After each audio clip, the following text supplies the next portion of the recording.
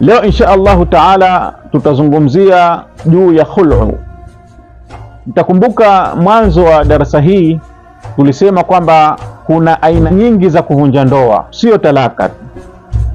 Tulisema kuna talaka, kuna fasakhu, kuna khul'u, kuna mubarat. Hizi zote ni aina za kuvunja ndoa na kila moja ina utaratibu wake. Leo insha Allahu taala na darasa inayokuja pengine tutazungumzia juu ya khul'u. Nini maana ya khul'u? Khul'u ni neno la Kiarabu lenye maana ya an-naz'u wal izala, kuvua na kuondosha kitu. Mfano, mtu akisema khala'tu thawbi, maana yake naza'tuhu wa azaltuhu. Khala'tu thawbi maana yake nimeivua na nikaiepusha, nikaiondoa na mwili wangu. Ndio maana ya khul'u, kuvua, kutenganisha kitu na kitu kingine.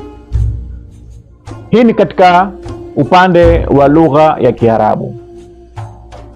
Katika upande wa kisheria, kiistilahi, al-khul'u maana yake huwa izalatu qaidi nikahi bifidyatin min az-zawja wa karahatin minha lahu khassa. Khul'u kiistilahi, kisheria, ni izalatu qaidi nikahi, ni kuondosha kifungo cha ndoa, yani kuvunja ndoa. Bifidyatin min az-zawja, kwa kombozi kutoka kwa mke.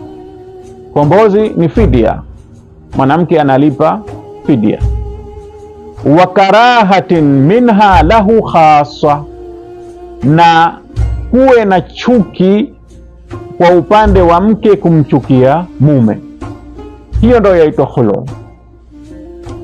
Maana yake, mke anapomchukia mume na hataki kuendelea na maisha ya ndoa na mume yule, Uislamu umempa ruhusa ya kuivunja ndoa ile kwa kutoa kombozi, kutoa fidia, kutoa mali au kitu ambacho atajikomboa kwa kitu hicho kutoka katika ndoa ile.